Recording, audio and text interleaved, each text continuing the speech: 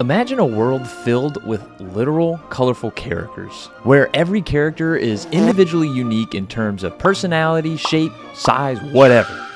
A world of magic, diversity, gods, Zeus, your son has returned! and gnomes.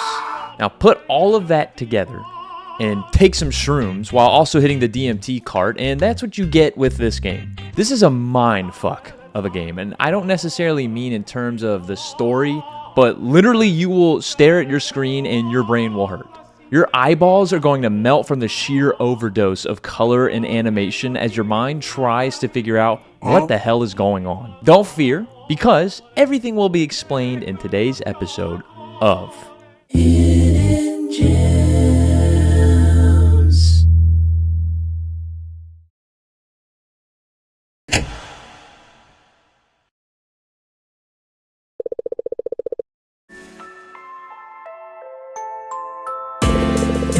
To you, cause you're real to me. And baby, it's my apology, cause other people just don't believe that I have a relationship that I can hold with my fingertips. Maybe it's just jealousy of the way you taste on my two lips. I know this hasn't happened yet. I think of you.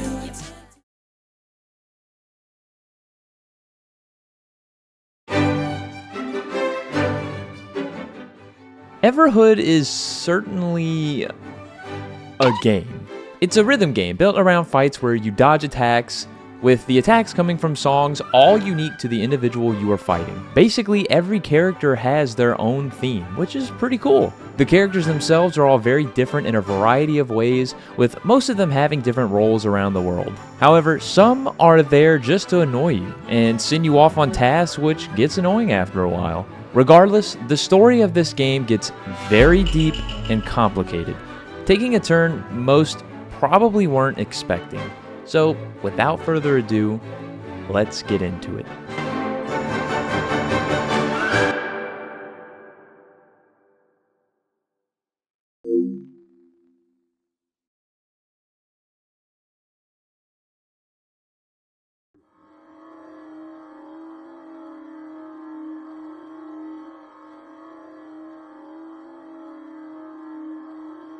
Hello. We are delighted to see you. To enter this realm, you must leave your humanity, abandon your time, and accept immortality. You can leave and return as you will, compared to your current life where there is only one way out. Do you agree to abandon humanity, time, and accept immortality? Excellent. Like the human world, we have blurred the line of purpose, but the road is clear. It's, after all, for your amusement.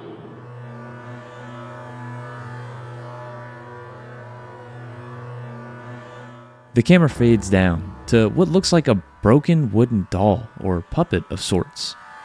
A thief in blue comes scrambling in and steals one of the doll's arms, then promptly runs away. We awaken and fuse back together. We follow a dark path where we see the thief and chase after. Yet the path leads to a creature named Frog. It seems the wooden doll has started walking. I didn't think you would wake up.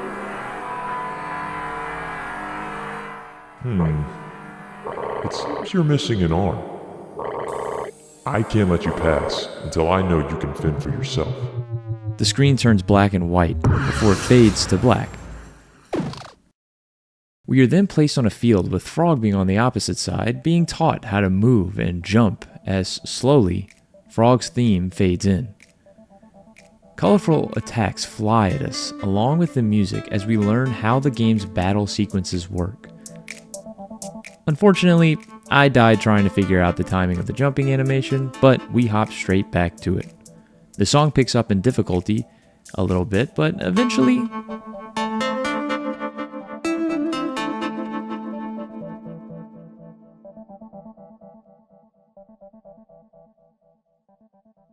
we win. After proving ourselves, Frog gives us some advice on how to save our game by talking to the lamps. The lamp sprouts alive, confirming Frog's advice, so we interact and save. We follow the path again, as we see the thief running away again. We continue following the path as we see the thief enter what seems like the entrance to some type of club. We try to follow suit, but the guard tells us we must have schmuckles to enter. We approach the ATM to withdraw the money, where it tells us in order to receive the money, we must insert our soul? How the hell would that work? We get sucked into another fight, except this one is a bit more challenging. We dodge its attacks to wear the machine out, until eventually, we succeed. The ATM then tells us that it has no schmucks to give, and hands us a complimentary schmucks ticket instead. We take the ticket to the bouncer, where he eats the whole thing, and finally, lets us in. We walk around until we meet another guard blocking our way, where he says we cannot enter unless we have a VIP pass. So, we go to the next room, where we meet a bunch of different characters. We meet Rastabis, Nosferatu, and... uh-oh. You desecrated a 2 million schmuck drink. What do you have to say for yourself? You don't seem to understand what you got yourself into, kid. I'm a VIP, and hoodlums like you are not going to get away unpunished. Okay, Ziggs. Seems a little overboard, but whatever. We get into a battle with Ziggs, and after a long fought battle, Ziggs finally collapses, and in doing so, we receive the VIP ticket. After talking to the rest of the characters hanging around, we come across a lost spirit, asking us to take something from it. It's a magic 8-ball. Weird, but okay. And then it fades away. We go back to the guard and hand him the VIP ticket, which he, of course, eats whole, but throws it up because it tastes bad. No shit, buddy. He then slides on out of our way and we head through the glowing white door. We walk into a dark room and we notice a distinct melody. A little mushroom tells us to be quiet so they can listen to it. And as we step a little farther, there's a floor with music notes in a moving pattern. We take the advice of the mushroom and listen closely to the melody to decipher the musical password. Once put in, the room begins to shake and the door opens. We walk through, continuing down the path and saving every opportunity we get. As we step forward, we meet an evil-looking guy by the name of Gold Pig. We learn that he sent the thief to steal our arm, and he has decided to dispose of us. We get sent down a very mysterious chute where some epic ass metal music begins to play.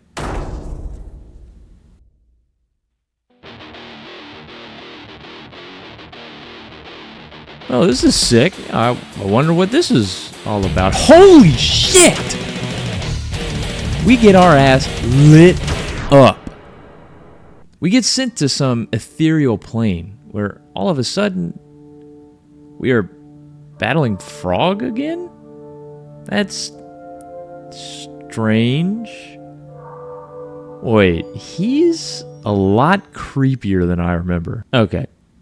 What the hell is going on? Some pink guy with a nice pair of dude asses floating around all crazy like. Where are we? Alright. We won the fight and are waking up. But this isn't the incinerator. We follow the glowing path until... gnome? What is happening right now? Okay, we're fighting now? Damn, there's a bunch of them. Okay, how many of these freaks are there? Okay, am I on fucking acid? Like, what is this? They're playing Wii Sports in the damn background while we're battling. Okay. This is starting to hurt my eyes a little bit. Whoa. What am I looking at? Who the hell is this chud? Am I playing Friday Night Funkin'? What is this nightmare fuel happening right now? Where did these gnomes come from? Now these two clowns? Jesus, I hope this isn't what the afterlife is like. This is freaky as hell. What the fuck? Now we're moving and Buddha is here? We're going upside down? Was it not hard enough for you already? Now you gotta really start messing with me? Okay, back to the two dipshits. Are they trying to break my fucking graphics card? Oh my god, please not again. I'm begging you. Dude, there is way too much happening on my screen right now. I can't focus. This is the worst trip of my life.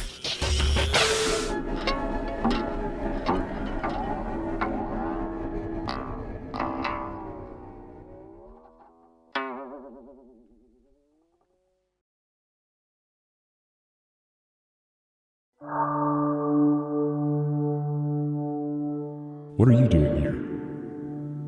You're not supposed to be here. It seems you've returned early. This shouldn't be possible. Something is amiss. I cannot allow you to learn too much. It will interfere with your purpose. I'll restore your body to before you started to, drift away. I suggest you continue with what you are doing, but be careful.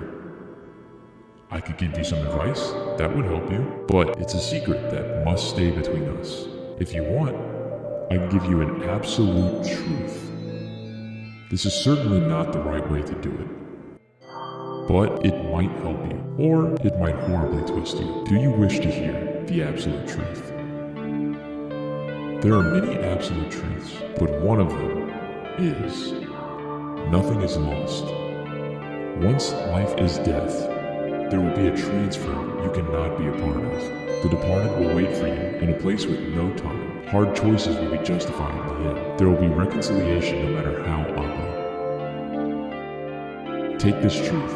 It is now in your hands to interpret its meaning. Now you must continue. I will restore your body to right before you die. I hope you will find what you were looking for.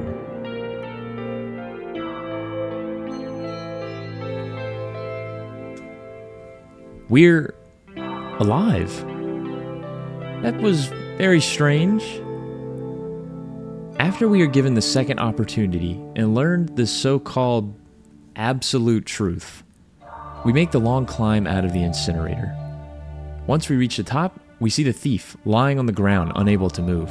We talk to Blue Thief and learned that Gold Pig stole his legs, and because of this, he has had a change of heart and wants to help you get your arm back in exchange for helping him get his legs back. We accept the offer and are off on our way through the magic door. We arrive in a sort of travel location, a place where we can access different doors that all house different places, almost like walking through different dimensions. It's an odd and, in my opinion, eerie place to be. I was captivated by this wiggly door and decided to go through to a location called Midnight Town. We eventually come across a tower with someone named Brown Mage inside. He asked us to bring him toilet paper in exchange for a lava lamp, so I guess we have our first objective. We head down to an empty, quiet location where a mysterious locked door is located. We'll come back to this later. We meet a few more characters who are also wanting specific items, but other than that, there's not much we can do there right now. We return to the doors room and this time go through the blue door, where an odd, lonely spirit resides. The spirit states it wishes it could leave this place, but that's it. We return to the rest of the doors. This time, we go through the booger green door. We run through the darkness, where we then hear people laughing at us. This is weird. I can't tell if we're actually moving anywhere or not. We turn back around, but wait, the path has changed. We keep walking until we find a castle, and then, oh, this guy. We saw him earlier in the club. Knight Lost a Lot. I wonder why they call him that. Anyways, he tells us he was sent by Gold Pig to stop us. We resist him and he decides to let us pass without fighting. We hop on a rail cart where we have a battle minigame to reach the end of the track. Once we reach the end, we walk inside the castle and try to find our way around. We find two brothers, Slime and Muck, who tell us they rent out planks. We ask for a very long plank, where they tell us we first need a diploma of certification for handling very long planks. After trying to convince them, we end up battling the both of them. Once we win, we are rewarded with a diploma, and of course, a very long plank. As we continue on, we see a few characters to talk to where Rasta Beast tells us about a key he hid in the maze to access a locked door right past him. We continue until we find a path broken off. We use our very long plank to continue down this path, where we find Nosferatu and he warns us of a maze monster. He tells us that the monster finds us to try and escape. So with that being said, we go through the maze. While walking through the maze, we are jump scared by the monster, but eventually we do get caught. We get in a fight with the monster, with the only way out being to find an opening to jump on the springs that pass by throughout the fight. Once you successfully do that, you escape the monster and are randomly placed in the maze. Fortunately, the maze isn't too big, and we soon find the key and eventually make it back to safety. We take the key to the locked door and proceed through. We walk up the tower, where it does trick us a bit. However, we inevitably make it to the top. Once to the top, we find a piece of a door on top of a pedestal that we take with us. We try to leave, but the red door says we can't until we speak to the Mirror of Truth. So, we head through the blue door to do just that. It takes us a hot minute, but eventually we find the sweet spot on the mirror where we get this scene.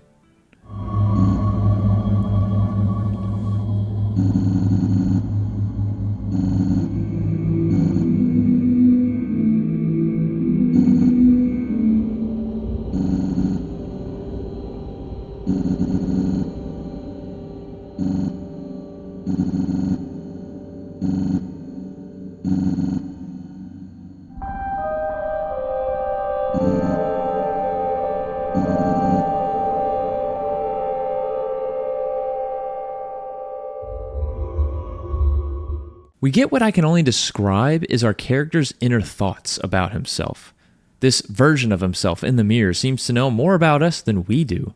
Although, as we continue through the story, we will learn our purpose too. As we try to leave, the castle door eerily states that we will return to slay the beast, and that the end is near. Whatever that's supposed to mean. We get sent back to the door room, this time exiting from a different door than we entered. We continue on to the next door, this one being the carnival door. This place is very lively and full of fun. We find another spirit and a couple of characters we've seen before. We go to the race spot behind the counter where we are invited to partake in a kart race. We accept and are put all the way in the back, ready to race. In order to move on, we do need to come in first, but once you do, you receive a trophy. We next talk to the vampire kid and participate in an obstacle course. Upon finishing, he rewards us with cake.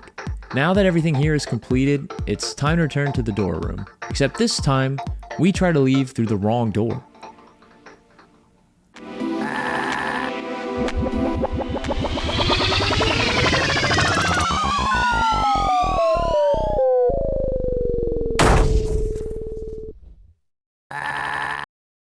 We are then transported to a strange green forest instead.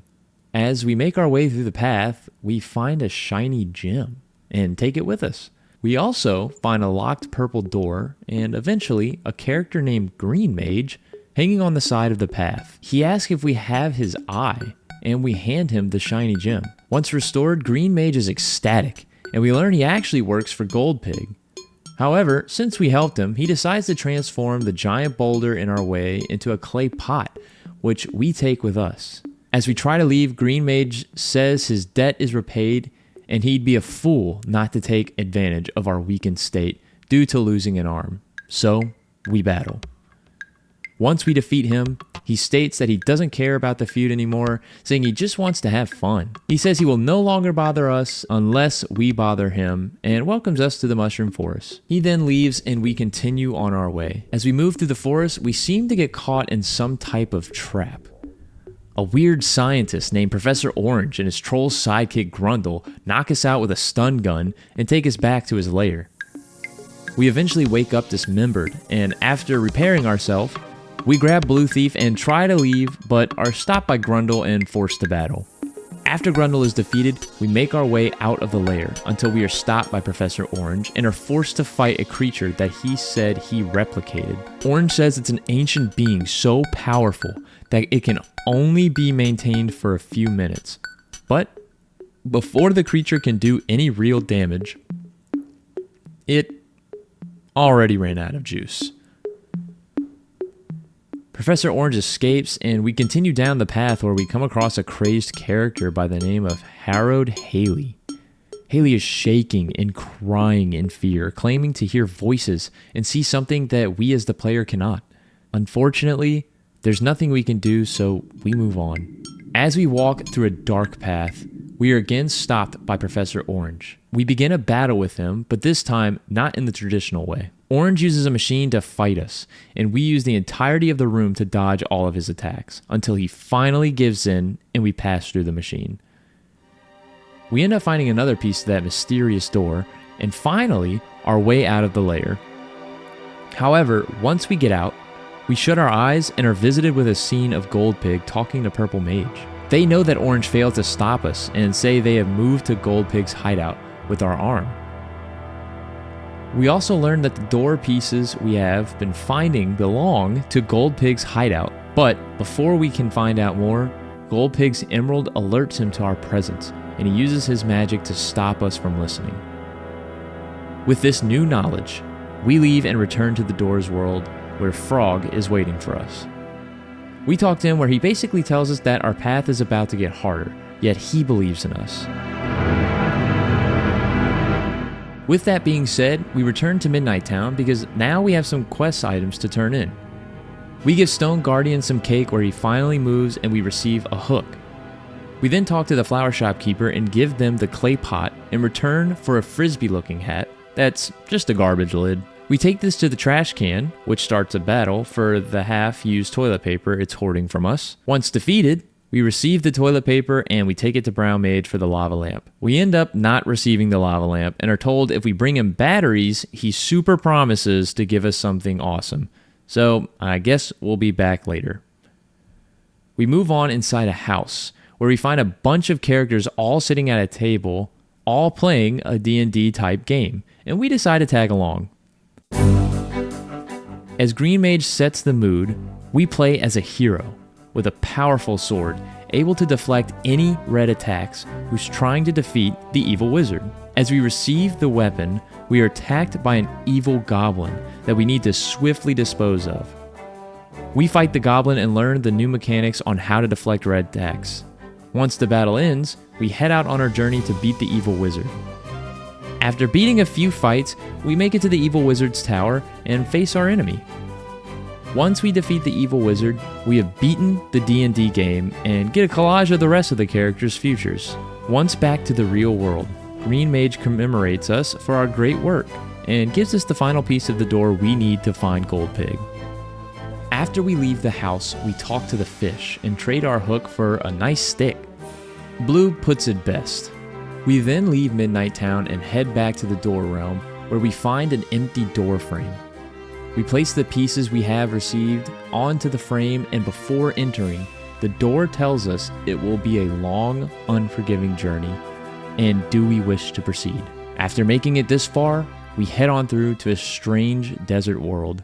As we make the long walk, we soon find Rasta Beast resting along the path and join him as it gets dark. Rasta tells us that he fears this path will lead us to more questions than answers, and that something terrible will arise from this, but decides to leave it be for now and rest.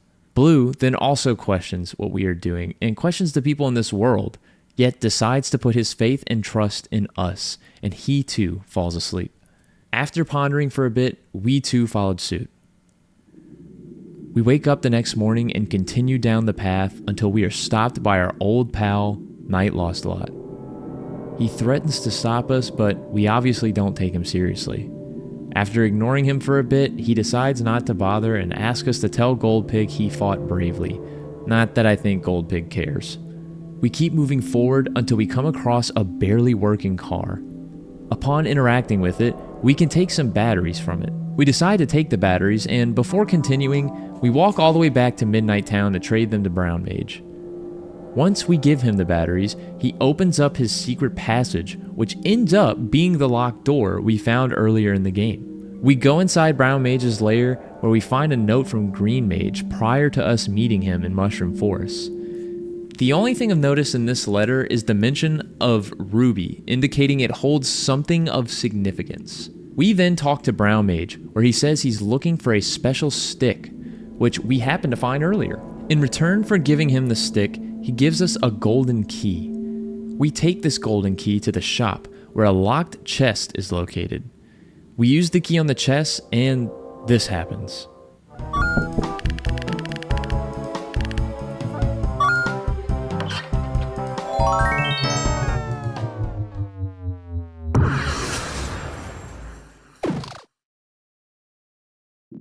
We fight this sort of secret boss fight, and once defeated, the light being holding a gem thanks us for freeing him and just leaves. We see a note in the chest, and once we read it, we learn that these gems mentioned are apparently very powerful, and in order to harness their full potential, the user needs to fuse the gems with their body and soul. It's apparently a very dangerous procedure, and in order to do it, the user must sacrifice one of their 5 senses. Remembering another location with a golden lock, we backtrack to the Mushroom Forest and use the key to unlock the door we spotted earlier. We enter to what appears to be some sort of junkyard for Professor Orange. We see the robot he tried to kill us with earlier, a few strange robots with lamps for heads, and a floating jump rope. We interact with the jump rope, which of course begins a battle. It turns out it was the gnomes fucking with us again, and once we win, they scurry on out. We then come across a familiar looking pod, but upon trying to open it, we are unable. Therefore, we will return later to try again.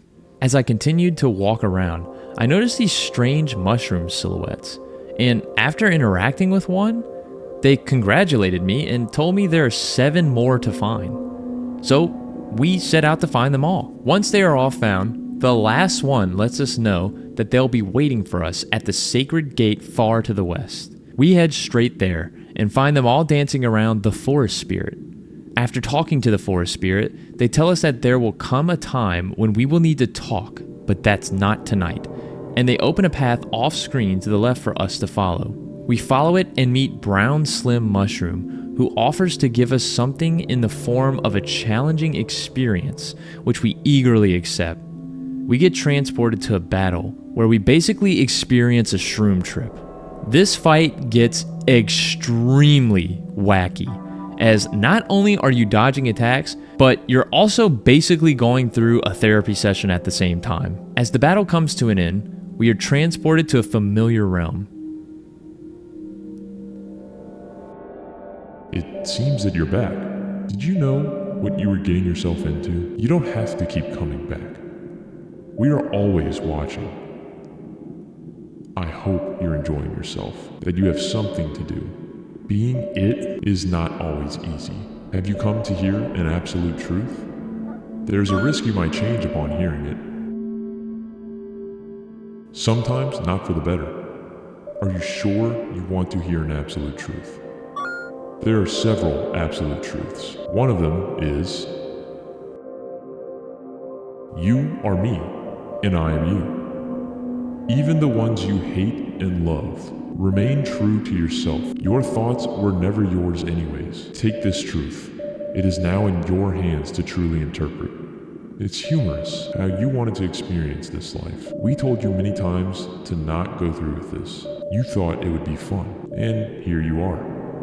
We look forward to sitting, talking, and laughing about all this when you return. You must go forward. We will let you return to your world. We hope you find what you're looking for. You must now leave. We return back to our world and are given a ruby by the mushroom, which, if you remember, is a very powerful item. We take this gift and move on to finish our journey. We go back to the long desert road to finally confront Gold Pig. As we enter the tall doors and into the castle, just a few steps in, we are telepathically greeted by Goldpig. He sends Purple Mage to disrupt our plans and responds by threatening our life. As we continue ahead, Purple approaches us again, and this time summons a zombie named Zob. Zob ends up battling us, but of course, we handle him easily. As we move on, Purple sends another summon to fight us. This time, however, it's Zob's brother, Rob, who is this really loud and annoying skeleton feller. We do the same thing to him as his brother and beat him with no problems. Moving back a little, there's a door right before the fight with Rob that we backtrack to, containing a very important note, at least lore-wise. The note reads, "It has been a long time since we've arrived in what some call Everhood. So many years have passed that I've almost forgotten some of us were once human. So I thought I would write our history before time fades away our memory. A long time before we found the rift that would enable us to transport to this realm of the immortals, when we were a society of millions and a small selection of us had the privilege to belong to the Institute, we had many debates on how to share this gift, this newfound miracle. Should we open it for everyone, or should only a few be allowed to visit such a place? We decided it had been far too long that we had kept this gift to ourselves. In the end, we determined we should allow everyone to meet the entities. The masses were elated. A great majority decided to become immortals, while only a few would remain as mortals, such as the old, the sick, and unfortunate ones with reasons of their own. You could experience the most euphoric moments of your life, then completely forget they had ever happened, over and over again. I still have fond memories of using the earthquake machine during my dance-off battle with Pink Mage. They were one of a kind, and I truly miss them. Brown Mage." This provides not only some context, but also some foreshadowing. We'll talk more about it later. For now, we move forward until Purple Mage stands in our way. This time, however, handling us on their own. This fight is a little more unique than the rest because every time you get hit, it rewinds the battle a few seconds. I personally thought that was a pretty cool detail. After the battle ends, Purple states they can't defeat us and only did what they had to do. They end the conversation by saying, "Be merciful with your choices," which will hold lots of meaning soon. We walk through the door ahead of us where finally Goldpig awaits. We've come to get our stolen arm back, but Goldpig's greed won't let him, and as fate has it, we fight. It's a long, hard fight, while Goldpig slings insults at us. However, as we fight, an unfamiliar character glowing pink shows up, asking why we came back. But we've never been here before. Yet, just as quickly as they appear, they're gone, saying they're powerless to do anything. What was that about? Goldpig returns and we're back in the fight. We use every maneuver we can to avoid his attacks. We're jumping, dashing, dodge, duck, dip, dive, and dodging attacks like crazy until finally he gives in. The battle ends and Purple Mage asks Goldpig why he keeps challenging us when they always lose. But we've never fought him before. I don't understand. Blue questions them, but they just laugh at him for not remembering Red's other side. They bully Blue more for being so forgetful, and soon Green Mage shows up as well, questioning Goldpig's greed. After Green and Purple encourage Pig to return Blue's legs, he finally gives in and returns them. Blue then asks to return our arm, where the mages agree, and Goldpig finally allows us to reclaim our property. We walk through the long hall as we see images of all the characters we have encountered. Soon enough, we reach the end and enter an ominous place. Our arm lay at the end of the room on a table, and as we pick it up, we see this. Frantic messages saying leave, death, demon, and don't take it. Fill the wall behind the arm. But why are they so scared? We pick up the arm and immediately a bright light fills the room as we see flashes of that same pink character that we saw while battling Goldpig. And then credits. It's just a fake out. The credits fade to our old friend Frog, who seems proud we have retrieved our arm. He informs us that the ones in this world are trapped here and have lived for tons of eons. He asks for our help in freeing them from this eternal wandering. He says it'll be an immense challenge, but he will show us how to free souls with our arm And so we battle and learn if we reflect 2 notes of the same energy, we can send it back and deal damage to the opponent. Once we learn, he gives us words of affirmation, calling us their champion to free us from their shackles. He ends by telling us to talk to the spirits if we are ever in doubt, which are the same wandering spirits we've seen throughout the game. So we head out to fulfill our duty. But before we leave, we are stopped by the spirits who reassure us on our path. We head back to the Doors realm in search of our friends and enemies to put an end to. We first talk to the spirits again, who direct us back to the mushroom forest in search of the mushrooms and forest spirit. So we head there first, and on arrival, we talk to the forest spirit. We talk to the spirit, who also reassures us that we are on the right path, and to truly help these people, we must kill them and end their suffering of immortality. We enter into a battle with the spirit, who encourages us to end their suffering. Upon ending them, they commemorate us, saying we will be a true champion in the end. Once gone, we approach our slim mushroom friend to enact the same fate. They ask if we'd prefer to fight or not, and after selecting no, they are happy to know we are not violent by nature and accept their fate. If you remember the purple door from earlier, you can now return to the pod of Professor Orange's junkyard that we couldn't open earlier, and now open it with our second arm. You enter into a giant room where in the center lies an aquamarine, which we can take with us. After we leave with the gem, it's time to get to work.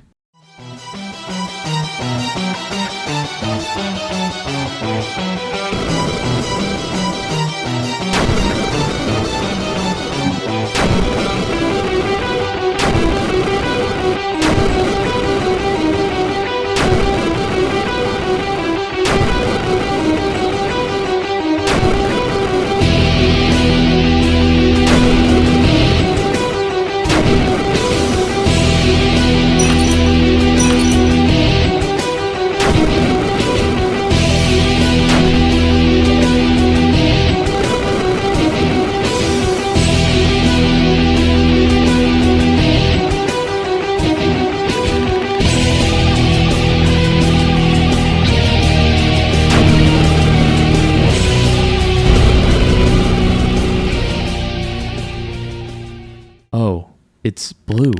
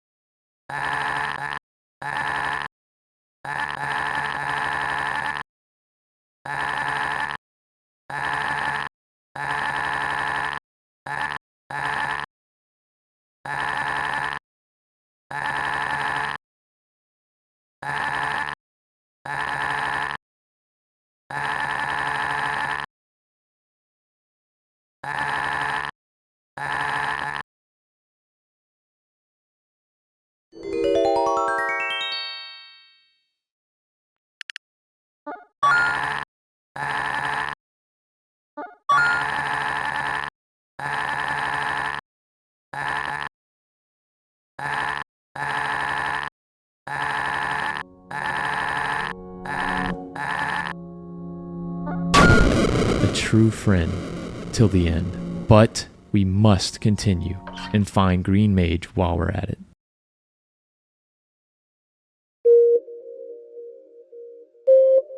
Now, with both arms, we can finally open this hatch. A long hallway filled with tallies in the wall, presumably resembling how long Green has been alive. We learn it's his playroom, and each tally marks a year passing. After he's done talking, we battle. We fight to a certain point until Green asks us to stop and hear him out. He says if we want a true fight of life and death, to spice it up, and retreats to his playroom, where we must meet him. After meeting him inside, we continue where we left off.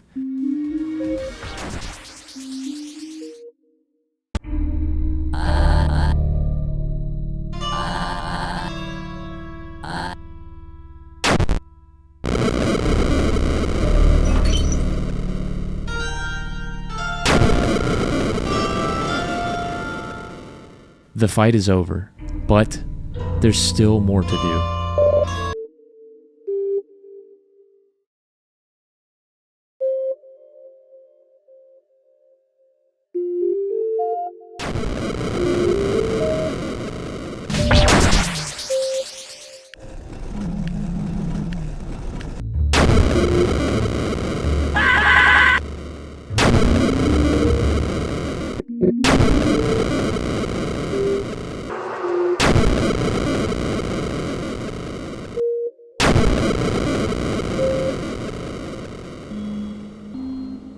What is that pink light?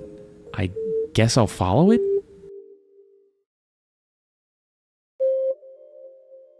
A path of candy canes. God, this path is long. It feels like I'm moving in circles. What am I supposed to do? Okay, I'm turning around. This is crazy. Let's get out of here. Wait. We made it to somewhere else. A land of bubblegum. Oh. And Gold Pig is here? Round 2, I guess. We first talk to the bubblegum creatures around him, where one gives us insight on the pleasures of being able to live as a human, yet refers to us as a god of death, which I found very interesting. However, we're here for this fat bastard, so it's go time.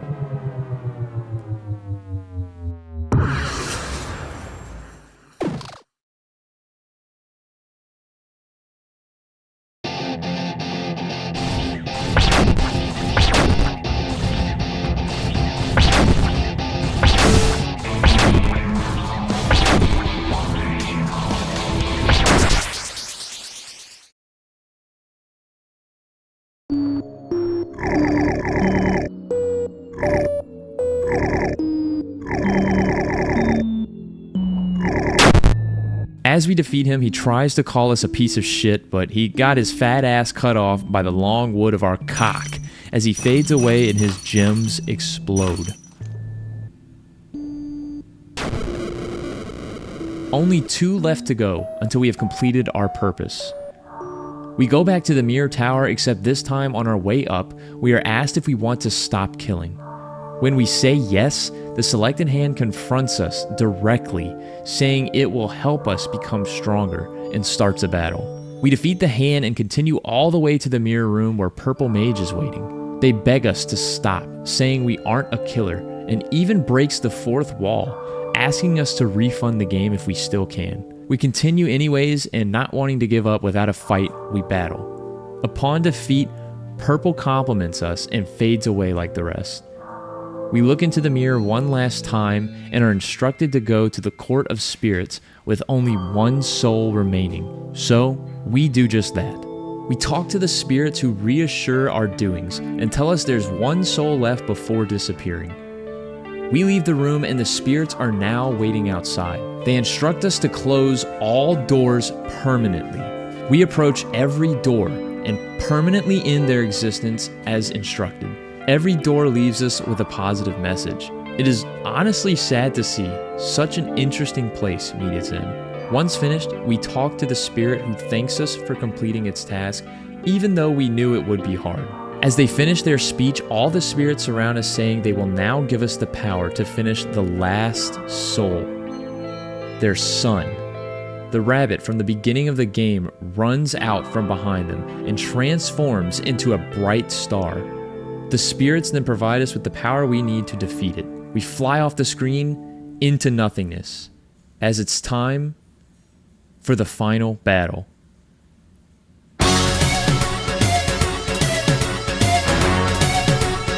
We travel at light speed as the music ramps in. We see a glowing yellow light as the temperature gets hotter and hotter. The battle starts as we attack back. As we get closer, the light gets brighter and more intense that it's hard to even focus. Yet eventually we destroy it, and the star explodes in a massive ball of color.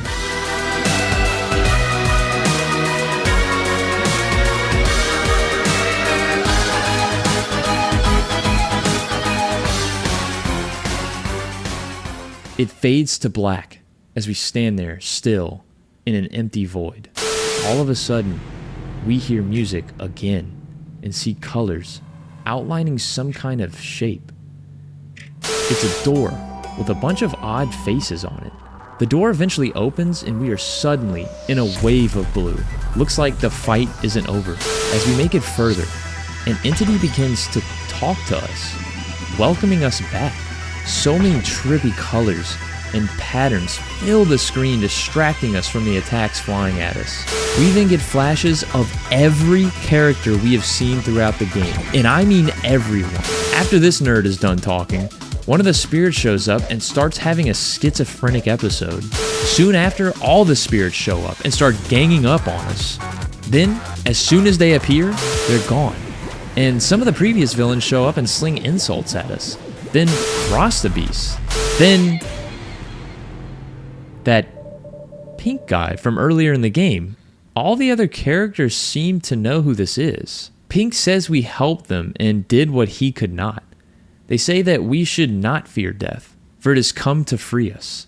We are then transported to a white void with the rest of the characters who were attacking us, and Red laying on the floor broken. Pink starts monologuing on their purpose and why Red was able to do something like this.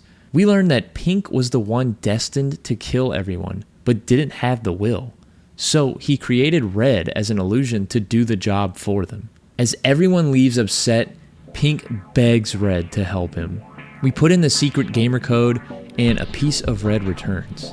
They put the clothing around their head and ask to be guided, yet nothing happens. Pink then decides to cover their eyes with it, and this time it works. We now have control of Pink. As we walk, we come across a path that leads us to a cabin. We enter to see our old friend Frog waiting for us inside. We talk to Frog, who thanks us for doing what he asked, but states the biggest challenge has yet to come. We ask him a few questions, though most are answered vaguely. We do find out that where we are is not the physical world, but a waiting room before the realm of the afterlife. We ask him, why did we have to kill everyone? Which he replies by saying that we wanted this, which seems a little strange plot-wise to me.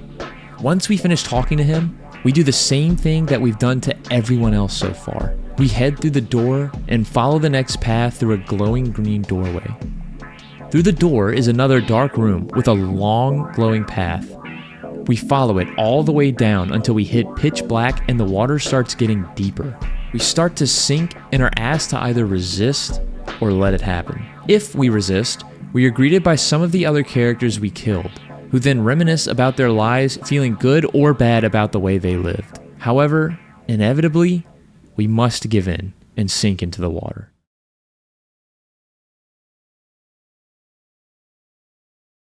Once we sink, we are transported to a battle where some entity begins speaking to us again. A fight starts as a floating colorful cube stands opposite of us. The fight explodes with color as we are hit with every trick in the book. We are eventually able to fight back as the battle ramps up even more.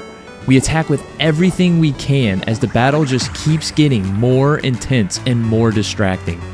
The screen starts to distort as the entity tells us we are reaching the end of time itself. They say we have done well, and this is finally the end. Yet, the fight continues. We must end it ourselves. The entity keeps speaking as they slowly distort and fade away. Then, the screen goes black, and the game comes to an... Oh, wait! Never mind? The entity says it can't end this way. We fade to white. And then we explode back into the fight. One last battle, they say, that we must end. The more damage we do, the more we start breaking reality. We attack and attack until we end the entity and everything explodes with color once more as it fades to white. Oh, for fuck's sake, what the hell? Just end it. Now we're going in reverse? We're going through every fight and every character at an astounding speed until... black.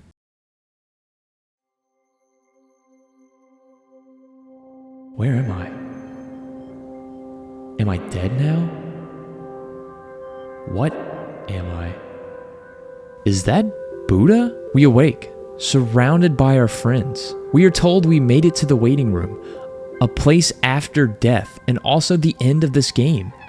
We go and talk to all the friends we made along the way for one last time as they all fade away one by one and move on to whatever is next. We approach the Buddha figure again as they ask if we are ready to end the game.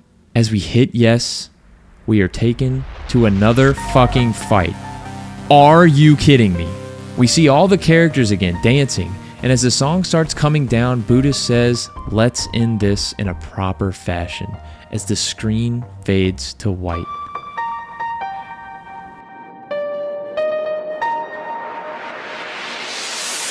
And then we're back in the battle with everyone. As we attack, we get more messages from Buddha and some of the other characters thanking us and expressing their happiness.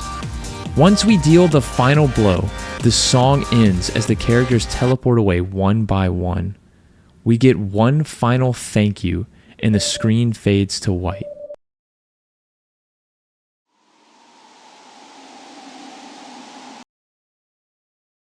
We then are being talked to by another entity who welcomes us to the end and tells us that there are no absolute truths, and life is basically what we make it out to be. They end the note telling us to take care, saying it's from a friend, but with a question mark. The music abruptly changes to something a little more disturbing as a weird three-eyed cat shows up, telling us to visit again, and that it never ends in Everhood. And then, credits.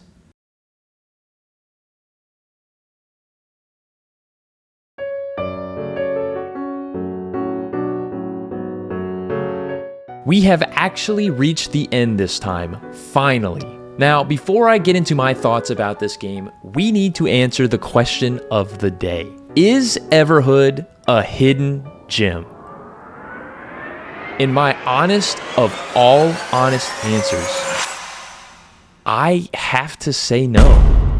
I know this might seem shocking, but let me explain why. I think the story carries hard in this game, but that's not to say it doesn't have its issues. At least in my opinion. I love the characters and their designs, and honestly, I love how simple everything looked. However, I think Pink's placement as a character was a little out of nowhere. You see him once or twice prior to the end, but it's just snippets. There wasn't much lore in the game, at least not that I found, building him up or explaining his place in the story until he was thrown in our face as the secret main character at the end. Now, there is a second game where I believe he is the main character, so I feel like they're trying to prep for that, but I just don't think it was done well. I do like the mages, specifically Brown and Green, seeming to have hidden knowledge about the world that they were a part of and used letters to spread the lore around. I found that very interesting and creative, although I think the crowning issue is in the gameplay itself. For one, if you remember the final fight with Green Mage at his playroom, before entering the playroom, you can go down this hallway to the right, where Green warns us not to go because it basically is unreachable. However, if you want to go, you can go down there and there is an end to it. The problem is there are 888 rooms to go through, and it will take you 3 to 4 hours to traverse. 3 to 4 hours of just walking and nothing else. All for you to reach a secret ending that I won't spoil, but is not worth it. Something like that to me is criminal. I understand it does warn you, but you have to know as a video game creator that people are going to do it. I'm all for trolling people in games, but this one isn't even funny. It's just grueling and annoying. Yet, this isn't even the biggest issue I have with the game. Video games are supposed to be fun and interacting experiences. Now, I enjoyed the characters, the dialogue, and the lore. However, arguably, the most important part is enjoying the gameplay and mechanics/gimmicks itself. And to be honest, I didn't like it. I knew this was going to be a rhythm game, which I didn't mind, but I was hoping the rhythm would have relied on me, Think more like Guitar Hero or Friday Night Funkin', where you are playing to the rhythm of a beat or song. I was hoping to be playing to the beat of music, yet instead I was having to lock in and dodge music not even on beat to anything. Most fights ended up being note spam, and on top of that, many fights tried distracting you by turning the screen, making it wobble or zoom out, or those really annoying gnome fights that would do the most random shit ever to make you lose. It was hard for the sake of being hard, and there are moments while I was playing where my eyes or head would physically start hurting from looking at the screen. My eyeballs felt like they were inside a fucking lava lamp or something. I don't know. It didn't feel right. I didn't really enjoy the fights and mechanics. It just wasn't fun to me. But hey, that's what this series is about. I may not have enjoyed some aspects, but I stuck it out and gave it a chance. And just because I didn't like certain things doesn't mean you won't. Everhood was an interesting game, to say the least. While the gameplay didn't please me, I still enjoyed the story, colorful characters, and world it built. I loved the aspect of immortality being a prison and seeing death as freedom. I felt it was a very optimistic and deep outlook on life itself. While the game may be over, you can always try out for yourself and find things I didn't.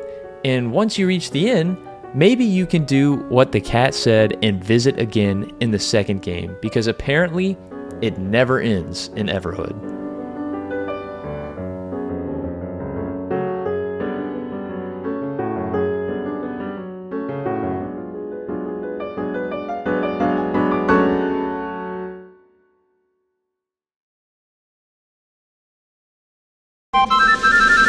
Thank you so much for watching this video. I know this was a little bit more of a longer one, but I wanted to try something new and actually go through the whole game and my experience of playing and seeing if that's something you guys enjoy more.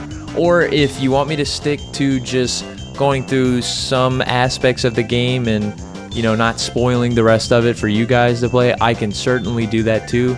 Leave a comment on the video letting me know, do you like this way of me telling these stories, or do you like it better when I don't spoil as many things? So yeah, leave a comment down below which one you like more. Also, if you enjoyed the video, 1, thank you for sticking around, but 2, leave a like so I know you want to see more, leave a comment letting me know you want to see more, and most importantly, subscribe so that you know when I upload another video.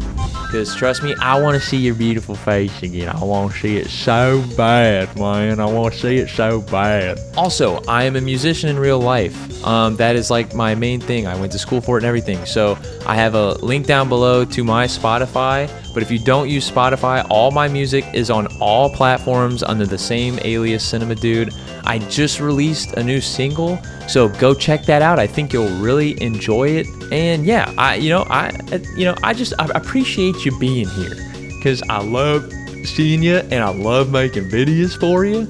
And you know, this is the first video, I believe, the first hidden gem videos where I said that this one to me is not a hidden gem.